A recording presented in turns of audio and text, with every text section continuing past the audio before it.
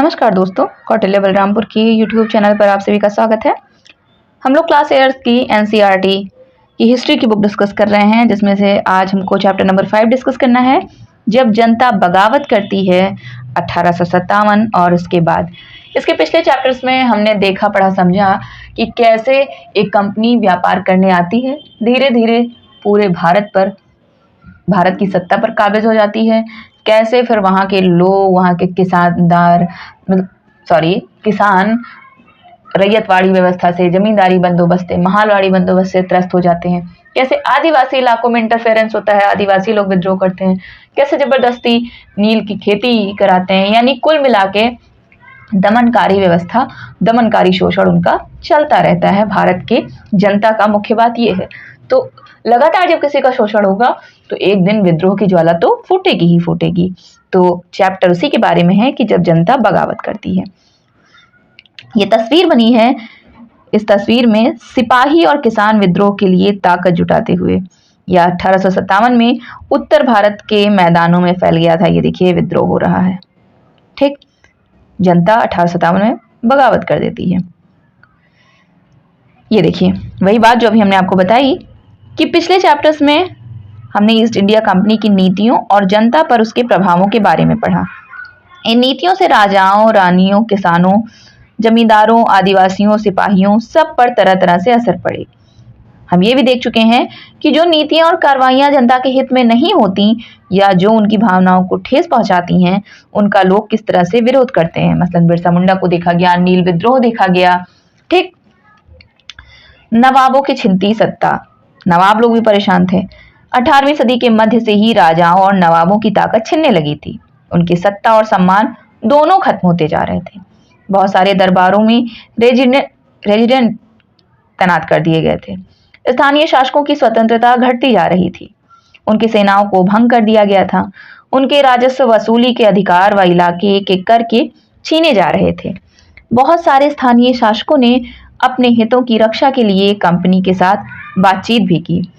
उदाहरण के लिए झांसी की रानी लक्ष्मीबाई चाहती थी कि कंपनी उनके पति की मृत्यु के बाद उनके गोद लिए हुए बेटे को राजा मान ले। पेशवा बाजीराव द्वितीय के दत्तक पुत्र नाना साहेब ने भी कंपनी से आग्रह किया कि उनके पिता को जो पेंशन मिलती थी वह मृत्यु के बाद उन्हें मिलने लगी। अपनी श्रेष्ठता और सैनिक ताकत के नशे में चूर कंपनी ने इन निवेदनों को ठुकरा दिया। अवध की रियासत अंग्रेजों के कब्जे में जाने वाली आखिरी रियासतों में से थी। 1801 में अवध पर एक सहायक संधि थोपी गई और 1856 में अंग्रेजों ने उसे अपने कब्जे में ले लिया। गवर्नर जनरल डलहौजी ने ऐलान कर दिया कि रियासत का शासन ठीक से नहीं चलाया जा रहा है, इसलिए शासन को दुरुस्त करने के लिए ब्रिटिश प्रभुत्व जरूरी है। माने कुल मिला के ले लेना है। कैसे ले लेना है? कहीं अगर किसी का पुत्र नहीं है तो ले लेना है, कहीं शासन ढंग से नहीं चल रहा तो ले लेना है। कुल मिला के कंपनी शासन करेगी, चाहे जैसे। कंपनी ने मुगलों के शासन को खत्म करने की भी पूरी योजना बना ली। कंपनी द्वारा जारी किए गए सिक्कों पर से मुगल बादशाह का नाम हटा दिया गया और 1849 में गवर्नर जनरल डलहौजी ने ऐलान किया कि बहादुर शाह जफर की मृत्यु के बाद बादशाह के परिवार को लाल किले से निकालकर उसे दिल्ली में कहीं और बसाया जाए। अब देखिए हाल। 1856 में गवर्नर जनरल कैनिंग ने फैसला किया कि बहादुर शाह जफर आखिरी मुगल बादशाह होंगे। उनकी मृत्यु के बाद उनके किसी भी वंशज को बादशाह नहीं माना जाएगा, उन्हें केवल राजकुमारों के रूप में मान्यता दी जाएगी। और इसलिए ये प्रश्न बहुत बार एग्जाम में पूछा जाता है कि आखिरी मुगल बादशाह सम्राट कौन था, तो बहादुर शाह जफर ही था, क्योंकि कैनिंग भाई साहब ने फैसला कर दिया था इसके बाद कोई भी मुगल बादशाह नहीं होगा, सब राजकुमार होंगे। तो कुल मिला के नवाब, बादशाह सब परेशान थे। किसान और सिपाही, किसान और जमींदार भारी भरकम लगान और कर वसूली के सख्त तौर तरीकों से परेशान थे। बहुत सारे लोग महाजनों से लिया कर्ज नहीं लौटा पा रहे थे। इसके कारण उनकी पीढ़ियों पुरानी जमीनें हाथ से निकलती जा रही थी।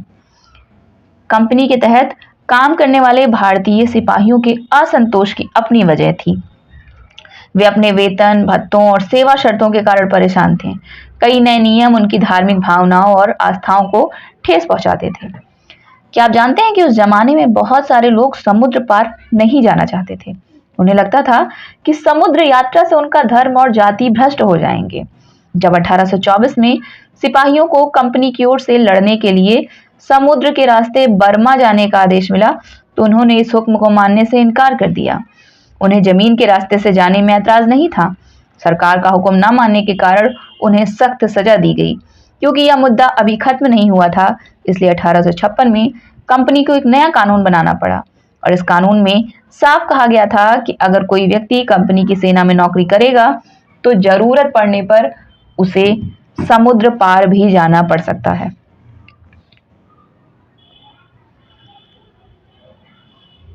जरा इमेजिन करिए कि आप कंपनी की सेना में सिपाही हैं। आप नहीं चाहते कि आपका भतीजा कंपनी की फौज में नौकरी करे और आप उसको क्या कारण बताएंगे कि क्या क्या खराबी है यहाँ पे। तो भाई कंपनी ने ऐसे शर्त रख दी। सिपाही गांव के हालात से भी परेशान थे। बहुत सारे सिपाही खुद किसान थे। वे अपने परिवार गांवों में छोड़कर आए थे। लिहाजा किसानों का गुस्सा जल्दी ही सिपाहियों में भी फैल गया। समझते जाइए क्या क्या हो रहा था, कैसे 1857 की क्रांति भड़की। तो इस पर अंग्रेजों को लगता था कि भारतीय समाज को सुधारना जरूरी है। सती प्रथा को रोकने और विधवा विवाह को बढ़ावा देने के लिए कानून बनाए गए। अंग्रेजी भाषा की शिक्षा को जमकर प्रोत्साहन दिया गया। 1830 के बाद कंपनी ने ईसाई मिशनरियों को खुलकर काम करने और यहां तक कि जमीन व संपत्ति जुटाने की भी छूट दे दी। 1850 में एक नया कानून बनाया गया जिससे ईसाई धर्म को अपनाना और आसान हो गया। इस कानून में प्रावधान किया गया था कि अगर कोई भारतीय व्यक्ति ईसाई धर्म अपनाता है तो भी पुरखों की संपत्ति पर उसका अधिकार पहले जैसा ही रहेगा। बहुत सारे भारतीयों को यकीन हो गया था कि अंग्रेज उनका धर्म, उनके सामाजिक रीति रिवाज और परंपरागत जीवन शैली को नष्ट कर रहे हैं। दूसरी तरफ ऐसे भारतीय भी थे जो मौजूदा सामाजिक व्यवस्था में बदलाव चाहते थे। इन सुधारकों और उनके सुधार आंदोलनों के बारे में हम लोग चैप्टर नंबर 7 में पढ़ा जाएगा।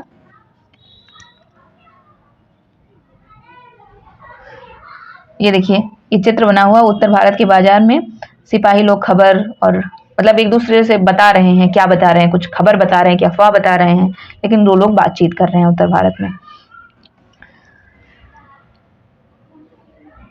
अब देखिए, उस जमाने में लोग अंग्रेज शासन के बारे में क्या सोचते थे, इसको समझने के लिए नीचे 2 सोर्स दिए गए हैं, उसको पढ़ा जाए। ये देखिए, 84 नियमों की सूची। ये स्रोत है विष्णु भट्ट गोडसे ने लिखा है इसको, माझा प्रवास। वहां का प्रश्न नंबर 23-24 से लिया गया है। लिखा हुआ है, यहाँ महाराष्ट्र के एक गांव में रहने वाले ब्राह्मण विष्णु भट्ट गोडसे द्वारा लिखित पुस्तक माझा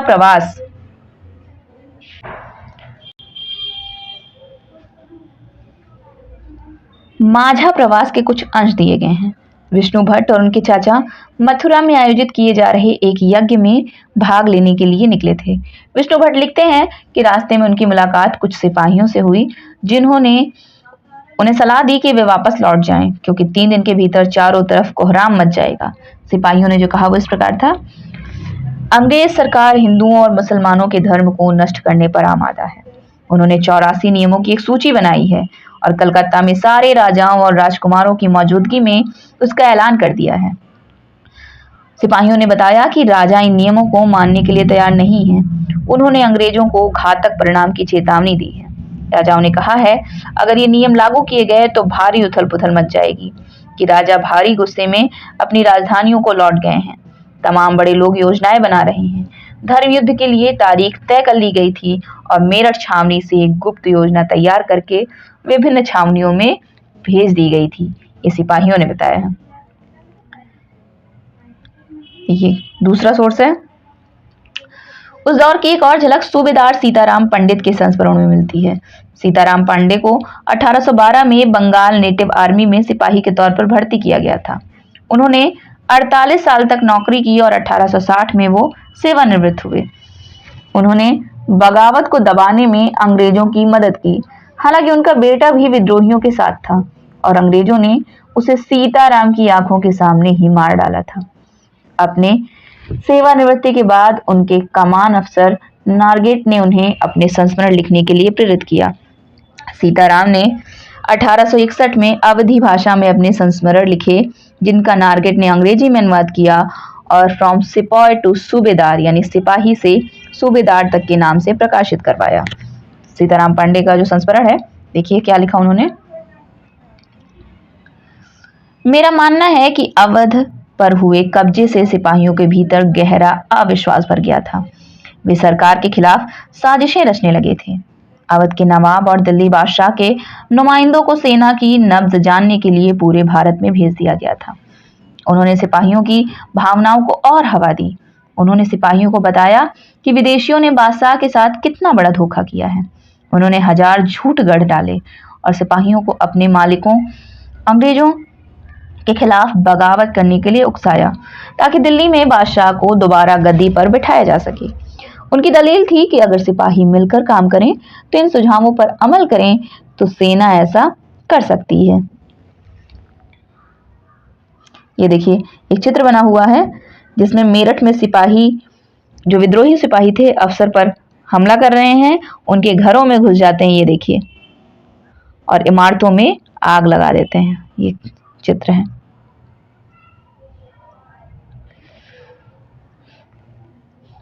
यही और आगे संयोग से इसी समय सरकार ने हर एक रेजिमेंट के कुछ लोगों को नई राइफल के इस्तेमाल का तरीका बताने के लिए अलग अलग छावनियों में भेजा। इन लोगों ने कुछ समय तक सिपाहियों को प्रशिक्षण दिया। इसी दौरान ना जाने कहां से खबर फैल गई कि इन राइफलों में इस्तेमाल होने वाले कारतूसों पर गाय और सूअर की चर्बी का लेप चढ़ाया गया है। हमारी रेजिमेंट के लोग दूसरे लोगों को लिखकर यह खबर भेजने लगे और जल्दी ही हर एक रेजिमेंट में उत्तेजना का माहौल बन गया। कुछ लोगों ने कहा कि उनकी 40 साल की नौकरी में सरकार ने उनके मजहब को चोट पहुंचाने के लिए कभी कुछ नहीं किया था। लेकिन जैसा कि मैंने पहले ही जिक्र किया, अवध पर कब्जे के कारण सिपाही पहले ही गुस्से में थे। स्वार्थी लोगों ने फौरन ये कहानी गढ़ दी कि अंग्रेज तो सबको ईसाई बनाना चाहते हैं।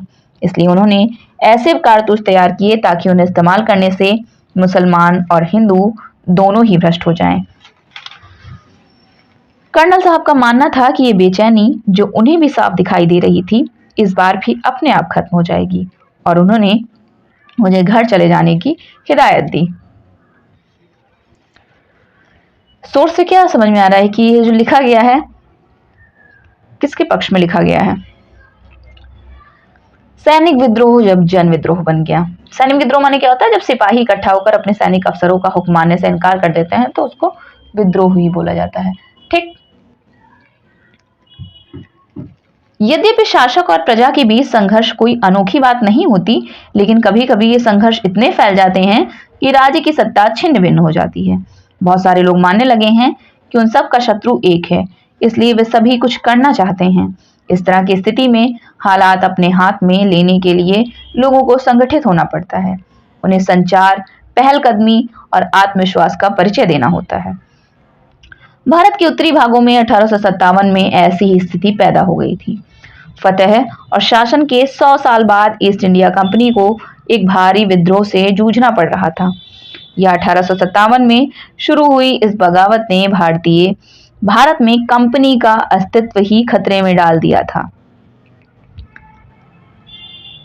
देखिए, फतह इसलिए लिखा हुआ है कि प्लासी का युद्ध हुआ 1757 और ठीक 100 साल बाद ईस्ट इंडिया कंपनी को एक भारी विद्रोह से जोड़ना पड़ा, और 1857 में जो विद्रोह हुआ, कंपनी का अस्तित्व ही खतरे में आ गया था। मेरठ से शुरू करके सिपाहियों ने कई जगह बगावत की। समाज के विभिन्न तबकों के असंख्य लोग विद्रोही तेवरों के साथ उठ खड़े हुए। कुछ लोग मानते हैं कि 19वीं सदी में उपनिवेशवाद के खिलाफ दुनिया भर में यह सबसे बड़ा सशस्त्र संघर्ष था। ये देखिए, एक तस्वीर है। 3 जुलाई 1857 को 3000 से ज्यादा विद्रोही बरेली से दिल्ली आ पहुंचे। उन्होंने यमुना को पार किया और ब्रिटिश कैवलरी चौकियों पर धावा बोल दिया। यह युद्ध पूरी रात चला। देखिए चित्र बना हुआ है। मेरठ से दिल्ली तक 8 अप्रैल 1857 को युवा सिपाही मंगल पांडे को बैरकपुर में अपने अफसरों पर हमला करने के आरोप में फांसी पर लटका दिया गया। चंद दिन बाद मेरठ में तैनात कुछ सिपाहियों ने नए कारतूसों के साथ फौजी अभ्यास करने से इनकार कर दिया। सिपाहियों को लगता था कि उन कारतूसों पर गाय और सूअर की चर्बी का लेप चढ़ाया गया था। 85 सिपाहियों को नौकरी से निकाल दिया गया। उन्हें अपने अफसरों का हुक्म न मानने के आरोप में 10-10 साल की सजा दी गई। ये 9 मई 1857 की बात है। मेरठ में तैनात दूसरे भारतीय सिपाहियों की प्रतिक्रिया बहुत जबरदस्त रही। 10 मई को सिपाहियों ने मेरठ की जेल पर धावा बोलकर वहां बंद सिपाहियों को आजाद करा लिया। उन्होंने अंग्रेज अफसरों पर हमला करके उन्हें मार गिराया। उन्होंने बंदूक और हथियार कब्जे में ले लिए और अंग्रेजों की इमारतों व संपत्तियों को आग के हवाले कर दिया। उन्होंने फिरंगियों के खिलाफ युद्ध का ऐलान कर दिया। सिपाही पूरे देश में अंग्रेजों के शासन को खत्म करने पर आमादा थे, लेकिन सवाल ये था कि अंग्रेजों के जाने के बाद देश का शासन कौन चलाएगा। सिपाहियों ने इसका भी जवाब ढूंढ लिया। वो मुगल सम्राट बहादुर शाह जफर को देश का शासन सौंपना चाहते थे। ये देखिए, मंगल पांडे की स्मृति में एक डाक टिकट जारी हुआ है। ये है मंगल पांडे जिनको फांसी दी गई थी 8 अप्रैल 1857 को। फिरंगी माने क्या होता है ना, विदेशी, मारो फिरंगी को। तो इस शब्द में अपमान का भाव आता है जब फिरंगी कहा जाता है। मेरठ के कुछ सिपाहियों की एक टोली 10 मई की रात को घोड़ों पर सवार होकर मुंह अंधेरे में ही दिल्ली पहुंच गई। जैसे ही उनके आने खबर फैली, दिल्ली में तैनात टुकड़ियों ने भी बगावत कर दी। यहां भी अंग्रेज अफसर मारे गए। देशी सिपाहियों ने हथियार व गोला बारूद कब्जे में ले लिया और इमारतों को आग लगा दी। विजयी सिपाही लाल किले की दीवारों के आसपास जमा हो गए। वे बादशाह से मिलना चाहते थे। बादशाह अंग्रेजों की भारी ताकत से 2-2 हाथ करने को तैयार नहीं थे, लेकिन सिपाही भी अड़े रहे। आखिरकार वो जबरन महल में घुस गए और उन्होंने बहादुर शाह जफर को अपना नेता घोषित कर दिया। ये है बहादुर शाह जफर, दिल्ली से नेता चुना गया था इनको। बूढ़े बादशाह को सिपाहियों की मांग माननी पड़ी। उन्होंने देश भर के मुखियाओं और शासकों को चिट्ठी लिखकर अंग्रेजों से लड़ने के लिए भारतीय राज्यों का एक संघ बनाने का आह्वान किया। बहादुर शाह के इस एकमात्र कदम के गहरे परिणाम सामने आए। अंग्रेजों से पहले देश के एक बहुत बड़े हिस्से पर मुगल साम्राज्य का ही शासन था। ज्यादातर छोटे शासक और रजवाड़े मुगल बादशाह के नाम पर ही अपने इलाकों का शासन चलाते थे। ब्रिटिश शासन के विस्तार से भयभीत ऐसे बहुत सारे शासकों को लगता था कि अगर मुगल बादशाह दोबारा शासन स्थापित कर लें तो मुगल अधिपत्य में दोबारा अपने इलाकों का शासन बेफिक्र होकर चलाने लगेंगे। अंग्रेजों को इन घटनाओं की उम्मीद नहीं थी। उन्हें लगता था कि कारतूसों के मुद्दे पर पैदा हुई उथल पुथल कुछ समय में शांत हो जाएगी, लेकिन जब बहादुर शाह जफर ने बगावत को अपना समर्थन दे दिया तो स्थिति रातों रात बदल गई। अक्सर ऐसा होता है कि जब लोगों को कोई रास्ता दिखाई देने लगता है तो उनका उत्साह और साहस बढ़ जाता है। इससे उन्हें आगे बढ़ने की हिम्मत, उम्मीद और आत्मविश्वास मिलता है।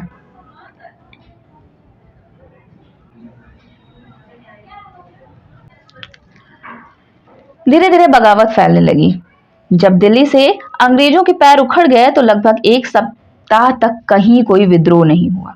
जाहिर है, खबर फैलने में भी तो कुछ समय लगना ही था, लेकिन फिर तो विद्रोहों का सिलसिला ही शुरू हो गया। एक के बाद एक हर रेजिमेंट में सिपाहियों ने विद्रोह कर दिया और वे दिल्ली, कानपुर व लखनऊ जैसे मुख्य बिंदुओं पर दूसरी टुकड़ियों का साथ देने को निकल पड़े। उनकी देखा देखी कस्बों और गांवों के लोग भी बगावत के रास्ते पर चलने लगे। वे स्थानीय नेताओं, जमींदारों और मुखियाओं के पीछे संगठित हो गए। ये लोग अपनी सत्ता स्थापित करने और अंग्रेजों से लोहा लेने को तैयार थे। स्वर्गीय पेशवा बाजीराव के दत्तक पुत्र नाना साहेब कानपुर के पास रहते थे। उन्होंने सेना इकट्ठा की और ब्रिटिश सैनिकों को शहर से खदेड़ दिया। उन्होंने खुद को पेशवा घोषित कर दिया। उन्होंने ऐलान किया कि बादशाह बहादुर शाह जफर के तहत वो गवर्नर हैं।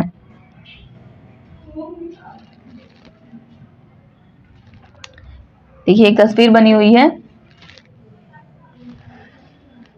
जैसे जैसे विद्रोह फैला, छावनी में अंग्रेज अफसरों को मारा जाने लगा। ये देखिए, एक फिगर बना हुआ है। लखनऊ की गद्दी से हटा दिए गए नवाब वाजिद अली शाह के बेटे बिरजिस कद्र को नया नवाब घोषित कर दिया गया। बिरजिस कद्र ने भी बहादुर शाह जफर को अपना बादशाह मान लिया। उनकी मां बेगम हजरत महल ने अंग्रेजों के खिलाफ विद्रोहों को बढ़ावा देने में बढ़ चढ़कर हिस्सा लिया। झांसी में रानी लक्ष्मीबाई भी विद्रोही सिपाहियों के साथ जा मिली। उन्होंने नाना साहेब के सेनापति तात्या टोपे के साथ मिलकर अंग्रेजों को भारी चुनौती दी। मध्य प्रदेश के मांडला क्षेत्र में राजगढ़ की रानी अवंतीबाई लोधी ने 4000 सैनिकों की फौज तैयार की और अंग्रेजों के खिलाफ उसका नेतृत्व किया, क्योंकि ब्रिटिश शासन ने उनके राज्य के प्रशासन पर नियंत्रण कर लिया था। विद्रोही टुकड़ियों के सामने अंग्रेजों की संख्या बहुत कम थी। बहुत सारे मोर्चों पर उनकी जबरदस्त हार हुई। इससे लोगों को यकीन हो गया कि अब अंग्रेजों का शासन खत्म हो चुका है। अब लोगों को विद्रोहों में कूद पड़ने का गहरा आत्मविश्वास मिल गया था। खासतौर से अवध के इलाके में चौतरफा बगावत की स्थिति थी। 6 अगस्त 1857 को लेफ्टिनेंट कर्नल टाइटलर ने अपने कमांडर इन चीफ को टेलीग्राम भेजा, जिसमें उसने अंग्रेजों के भय को व्यक्त किया था। हमारे लोग विरोधियों की संख्या और लगातार लड़ाई से थक गए हैं। एक एक गांव हमारे खिलाफ हैं। जमींदार भी हमारे खिलाफ खड़े हो रहे हैं। इस दौरान बहुत सारे महत्वपूर्ण नेता सामने आए। उदाहरण के लिए फैजाबाद के मौलवी अहमदुल्ला शाह ने भविष्यवाणी कर दी कि अंग्रेजों का शासन जल्द ही खत्म हो जाएगा। वह समझ चुके थे कि जनता क्या चाहती है। इसी आधार पर उन्होंने अपने समर्थकों की एक विशाल संख्या जुटा ली। अपने समर्थकों के साथ वो भी अंग्रेजों से लड़ने लखनऊ जा पहुंचे। दिल्ली में अंग्रेजों का सफाया करने के लिए बहुत सारे गाजी यानी धर्म योद्धा इकट्ठा हो गए थे। बरेली के सिपाही बख्त खान ने लड़ाकों की एक विशाल टुकड़ी के साथ दिल्ली की ओर कूच कर दिया। वो इस बगावत में एक मुख्य व्यक्ति साबित हुए। बिहार के एक पुराने जमींदार कुंवर सिंह ने भी विद्रोही सिपाहियों का साथ दिया और महीनों तक अंग्रेजों से लड़ाई लड़ी। तमाम इलाकों के नेता और लड़ाके इस युद्ध में हिस्सा ले रहे थे। ये देखिए रानी लक्ष्मीबाई हैं और ये हैं वीर कुंवर सिंह, जिन्होंने बिहार से क्रांति का नेतृत्व किया था।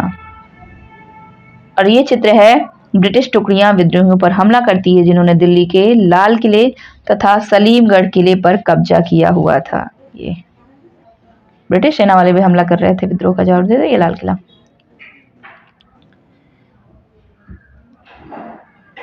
और ये देखिए विद्रोही सिपाही मेरठ से दिल्ली की तरफ कूच करते हैं, जा रहे हैं सारे विद्रोही सिपाही।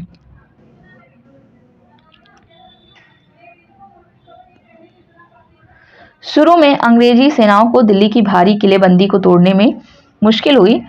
3 सितंबर 1857 को अंग्रेजी सेनाओं को और ज्यादा हथियार, गोले आदि पहुंचाए गए। ये गाड़ियों पर लदे हुए थे, जिन्हें हाथी खींच रहे थे, और इनकी कतार 7 मील लंबी थी। देखिए ये हाथी पर सारा साजो सामान लेके जा रहे हैं, गोला बारूद। ये देखिए दिख रहा है तोप का गोला। ये कंपनी भी पलटवार करती ही करती। इस उथल पुथल के बावजूद अंग्रेजों ने हिम्मत नहीं छोड़ी। कंपनी ने अपनी पूरी ताकत लगाकर विद्रोह को कुचलने का फैसला किया। उन्होंने इंग्लैंड से और फौजी मंगवाए, विद्रोहियों को जल्दी सजा देने के लिए नए कानून बनाए और विद्रोह के मुख्य केंद्रों पर धावा बोल दिया। सितंबर 1857 में दिल्ली दोबारा अंग्रेजों के कब्जे में आ गई। अंतिम मुगल बादशाह बहादुर शाह जफर पर मुकदमा चलाया गया और उन्हें आजीवन कारावास की सजा दी गई। उनके बेटों को उनकी आंखों के सामने गोली मार दी गई। बहादुर शाह और उनकी पत्नी बेगम जीनत महल को अक्टूबर 1858 में रंगून जेल में भेज दिया गया। इसी जेल में नवंबर 1862 में बहादुर शाह जफर ने अंतिम सांस ली। दिल्ली पर अंग्रेजों का कब्जा हो जाने का ये मतलब नहीं था कि विद्रोह खत्म हो चुका था। इसके बाद भी लोग अंग्रेजों से टक्कर लेते रहे। व्यापक बगावत की विशाल ताकत को कुचलने के लिए अंग्रेजों को अगले 2 साल तक लड़ाई लड़नी पड़ी। मार्च 1858 में लखनऊ अंग्रेजों के कब्जे में चला गया। जून 1858 में रानी लक्ष्मीबाई की शिकस्त हुई और उन्हें मार दिया गया। दुर्भाग्यवश ऐसा ही रानी अवंतीबाई लोधी के साथ हुआ।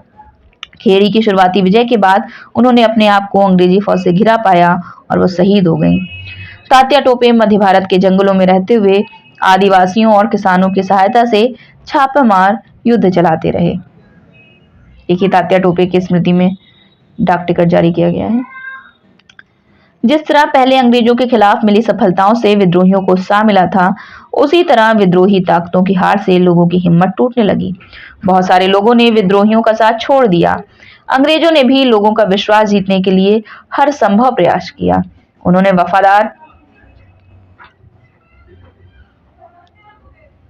वफादार भूस्वामियों के लिए इनामों का ऐलान कर दिया। उन्हें आश्वासन दिया गया कि उनकी जमीन पर उनके परंपरागत अधिकार बने रहेंगे। जिन्होंने विद्रोह किया था, उनसे कहा गया कि अगर वे अंग्रेजों के सामने समर्पण कर देते हैं और अगर उन्होंने किसी अंग्रेज की हत्या नहीं की है, तो वो सुरक्षित रहेंगे और जमीन पर उनके अधिकार और दावेदारी बनी रहेगी। इसके बावजूद सैकड़ों सिपाहियों, विद्रोहियों, नवाबों और राजाओं पर मुकदमे चलाए गए और उन्हें फांसी पर लटका दिया गया।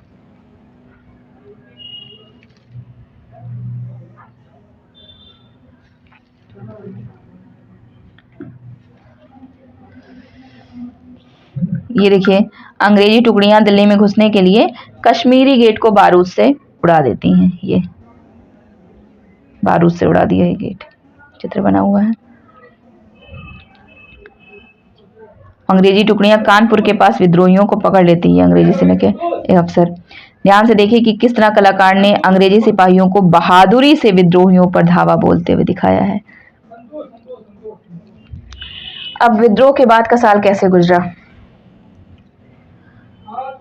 अंग्रेजों ने 1859 के आखिर तक देश पर दोबारा नियंत्रण पा लिया था, लेकिन अब वे पहले वाली नीतियों के सहारे शासन नहीं चला सकते थे। अंग्रेजों ने जो अहम बदलाव किए वो निम्नलिखित हैं। ब्रिटिश संसद ने 1858 में एक नया कानून पारित किया और ईस्ट इंडिया कंपनी के सारे अधिकार ब्रिटिश साम्राज्य के हाथ में सौंप दिए, ताकि भारतीय मामलों को ज्यादा बेहतर ढंग से संभाला जा सके।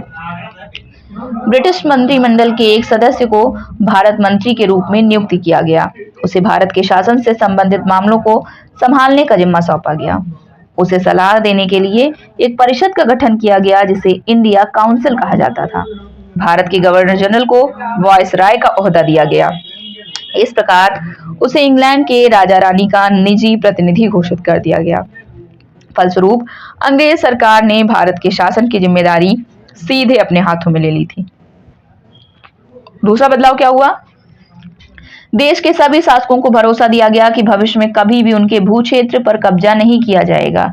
उन्हें अपनी रियासत अपने वंशजों, यहाँ तक कि दत्तक पुत्रों को सौंपने की छूट दे दी गई, लेकिन उन्हें इस बात के लिए प्रेरित किया गया कि वे ब्रिटेन की रानी को अपना अधिपति स्वीकार करें। इस तरह भारतीय शासकों को ब्रिटिश साम्राज्य के अधीन शासन चलाने की छूट दी गई। सेना में भारतीय सिपाहियों का अनुपात कम करने और यूरोपीय सिपाहियों की संख्या बढ़ाने पर फैसला लिया गया। यह भी तय किया गया था कि अवध, बिहार, मध्य भारत और दक्षिण भारत से सिपाहियों को भर्ती करने के बजाय अब गोरखा, सिखों और पठानों में से ज्यादा सिपाही भर्ती किए जाएंगे। मुसलमानों की जमीन और संपत्ति बड़े पैमाने पर जब्त की गई। उन्हें संदेह व शत्रुता के भाव से देखा जाने लगा। अंग्रेजों को लगता था कि यह विद्रोह उन्होंने ही खड़ा किया था। अंग्रेजों ने फैसला किया कि वे भारत के लोगों के धर्म और सामाजिक रीति रिवाजों का सम्मान करेंगे। भूस्वामियों और जमींदारों की रक्षा करने तथा जमीन पर उनके अधिकारों को स्थायित्व देने के लिए नीतियां बनाई गईं। इस प्रकार 1857 के बाद इतिहास का एक नया चरण शुरू हुआ। ये देखिए, उत्तर भारत का विद्रोह का केंद्र बना हुआ है। मुख्य केंद्र है जो रेड त्रिभुज से है, और अन्य केंद्र जैसे देखिए मेरठ, दिल्ली, बरेली, लखनऊ, कानपुर, झांसी, फैजाबाद, ठीक है, ये मुख्य जगह हैं जहां से विद्रोह हुआ था। जैसे लखनऊ से किसने नेतृत्व किया था? बेगम हजरत महल ने। दिल्ली से बहादुर शाह जफर ने। झांसी से झांसी की रानी ने। ऐसे ही बिहार से किसने किया था? कुंवर सिंह ने, ठीक है। और ये छोटा छोटा लाहौर से फिरोजपुर, जलंधर, फिल्लौर, सियालकोट, सहारनपुर, नसीराबाद, नीमच, महू, सागर, जबलपुर, नागौर, नौनंग, बनारस, दीनापुर, आजमगढ़, सुल्तानपुर, प्रतापगढ़, बहराइच, गोंडा, नवाबगंज, सीतापुर, फतेहगढ़, ये हर जगह विद्रोह हुआ ही था, ठीक। खुर्दा संग्राम एक केस स्टडी है, समझिए। 1857 की घटना से बहुत पहले उसी प्रकार एक घटना सन 1817 में खुर्दा नामक स्थान पर घटित हुई थी। हमारे लिए उस घटना का अध्ययन करना और इस बात पर विचार करना भी शिक्षाप्रद होगा कि कैसे अंग्रेजों की औपनिवेशिक नीतियों के खिलाफ 19वीं सदी की शुरुआत से ही देश के विभिन्न हिस्सों में असंतोष निर्मित होने लगा था। खुर्दा, जो कि ओडिशा के दक्षिण पूर्वी भाग में स्थित एक छोटा सा राज्य है, वो 19वीं शताब्दी की शुरुआत में 105 गढ़ों, जिनमें 60 बड़े और 1109 छोटे गांव सम्मिलित थे, एक जनबहुल उपजाऊ क्षेत्र था। इसके शासक राजा वीर किशोर देव को स्व-अधिकृत 4 परगनाओं को तथा जगन्नाथ मंदिर के संचालन के अधिकार समेत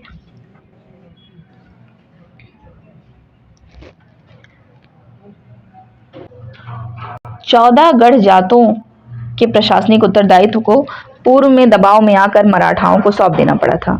उनके पुत्र तथा उत्तराधिकारी मुकुंद देव द्वितीय इस दुर्दशा से विचलित थे। अतः अंग्रेजों और मराठों के बीच जारी संघर्ष में अपने लिए एक मौका देखते हुए उन्होंने अपने खोए हुए क्षेत्रों तथा जगन्नाथ मंदिर की देखरेख से संबंधित अधिकारों की पुनः प्राप्ति हेतु अंग्रेजों के साथ सलाह मशविरा शुरू कर दिया था। परंतु 1803 में ओडिशा को अपने कब्जे में लेने के बाद अंग्रेजों ने उन्हें इन दोनों मुद्दों में से किसी पर भी सकारात्मक कार्यवाही करने की दिशा में कोई रुचि नहीं दिखाई। परिणामतः ओडिशा के दूसरे सामंत राजाओं के साथ मिलकर तथा मराठाओं के गुप्त समर्थन से उन्होंने जबरन अपने अधिकारों को लागू करने का प्रयास किया। इसकी वजह से उन्हें अपने पद से विस्थापित होना पड़ा तथा अंग्रेजों ने उनके राज्य को अपने में मिला लिया। सांत्वना के रूप में उन्हें एक नियमित अनुदान के साथ, जो कि उनकी पूर्व भूसंपत्ति के राजस्व का मात्र दशमांश था, ठीक 10वां हिस्सा सिर्फ था, अंग्रेजों ने जगन्नाथ मंदिर की देखरेख का दायित्व दिया तथा उनका निवास पुरी में निश्चित कर दिया। इस अनैतिक व्यवस्था से ओडिशा में दमनकारी विदेशी शासन के एक ऐसे युग का प्रारंभ हुआ जिसने 1817 में एक गंभीर सशस्त्र संग्राम का मार्ग प्रशस्त किया। खुर्दा को अपने अधीन करने के तुरंत बाद अंग्रेजों ने राजस्व निवृत्त जमीन पर कर लगाने की नीति अपनाई। इसमें राज्य के पूर्व सैनिक वर्ग, जिन्हें पाइक के नाम से जाना जाता था, उनका जीवन बुरी तरह से प्रभावित हुआ। इस नीति की भयावहता राजस्व की मांग में अनुचित वृद्धि और इस संग्रह के दमनकारी तरीकों से और बढ़ गई थी।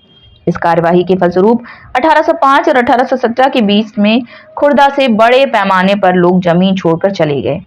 फिर भी अंग्रेजों ने अस्थायी बंदोबस्त के तहत राजस्व भुगतान की नीति को चालू रखा, जिसमें जमीन की उपजाऊ क्षमता तथा रैयतों की भुगतान की क्षमता की अनदेखी करते हुए हर वर्ष राजस्व की मांगों में वृद्धि की गई। यहाँ तक कि प्राकृतिक आपदाओं के समय में भी कोई उदारता नहीं दिखाई गई, जबकि ओडिशा में ऐसी आपदाएं अक्सर आती रहती थीं। बकायादारों की जमीनों को षड्यंत्रकारी राजस्व अधिकारियों या फिर बंगाल के सट्टेबाजियों को बेच दिया गया।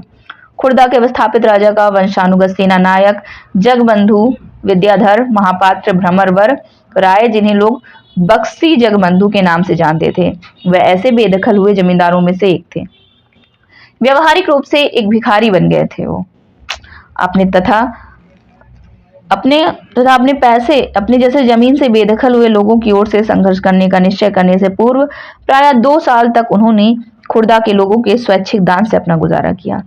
बीते हुए वर्ष के साथ साथ जो तकलीफें इन शिकायतों के साथ जुड़ गई थीं, वो एक तो अंग्रेज द्वारा इस क्षेत्र में चांदी के सिक्कों का प्रचलन, इस नई मुद्रा में राजस्व के भुगतान पर जोर देना, खाद्य सामग्री की कीमतों में अभूतपूर्व वृद्धि और नमक की आपूर्ति में कमी, जो कि कंपनी के एकाधिकार नीति के चलते लगभग दुर्लभ हो गया था और जिसके कारण ओडिशा के पारंपरिक रूप से नमक बनाने वाले इस काम से वंचित हो गए थे। स्थानीय जमींदारों की कलकत्ता में नीलामी, जिसके कारण ओडिशा में बंगाल के अनुपस्थित जमींदारों का आगमन हुआ। इसके अतिरिक्त असंवेदनशील तथा भ्रष्ट पुलिस प्रशासनिक व्यवस्था ने भी स्थिति को और दुष्कर बना दिया, जिसके चलते होने वाले सशस्त्र संग्राम ने और भयावह आकार धारण कर लिया। 29 मार्च 1817 को इस संग्राम की शुरुआत तब हो गई जब पाइकों ने मानपुर में स्थित पुलिस चौकी और अन्य सरकारी संस्थानों पर हमला कर दिया और 100 से अधिक लोगों की हत्या करने के साथ साथ सरकारी खजाने में से एक बड़ी रकम लेकर चले गए। शीघ्र ही खुर्दा को केंद्र करते हुए इस घटना की लहर अलग अलग दिशाओं में फैल गई।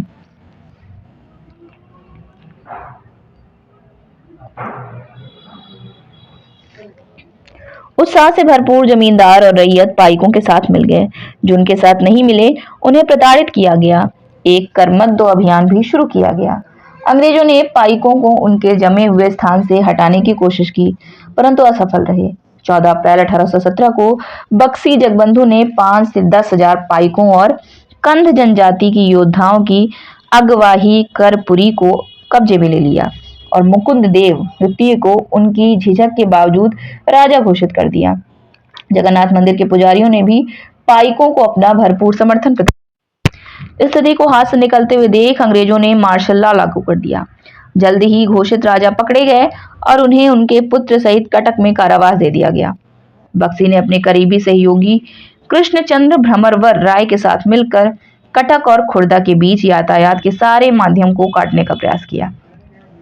इसके साथ साथ संघर्ष उड़ीसा के दक्षिण और उत्तर पश्चिमी हिस्सों में फैल गया। परिणाम स्वरूप अंग्रेजों ने मेजर जनरल मार्टिनडल को पाइकों के चंगुल से पूरे क्षेत्र को मुक्त कराने के लिए भेजा तथा बक्सी जगबंधु और उनके साथियों को पकड़वाने के लिए पुरस्कार की भी घोषणा की।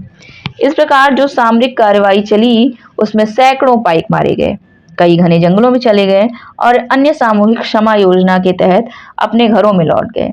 इस तरह से अंग्रेजों ने मई 1817 तक खुर्दा के संग्राम को लगभग काबू में कर लिया।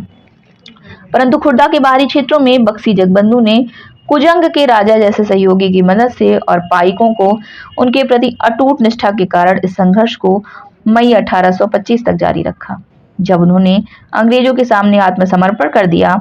इसके उपरांत अंग्रेजों ने खुर्दा के लोगों के प्रति अपनी ओर से दयालु, अनुग्रहित और सहनशीलता की नीति अपनाई। पुलिस और न्यायिक व्यवस्था में आवश्यक सुधार किया। नमक की कीमतों में कमी की गई। जिन राजस्व अधिकारियों को भ्रष्ट पाया गया उन्हें कार्य से निष्कासित कर दिया और बेदखल जमींदारों को अपनी जमीन लौटा दी गई। दिवंगत खुर्दा के राजा के पुत्र रामचंद्र देव तृतीय को स्वतंत्र कर पुरी जाने दिया गया और 26,000 रुपए के अनुदान के साथ उन्हें जगन्नाथ मंदिर की देखरेख का दायित्व भी सौंपा गया। संक्षेप में यह उड़ीसा में अंग्रेजों के विरुद्ध पहला लोकप्रिय सशस्त्र संघर्ष था जिसका उस क्षेत्र में ब्रिटिश शासन पर दूरगामी प्रभाव पड़ा। अतः इसे मात्र पाइक विद्रोह कहना इसे कम कर आंकना होगा।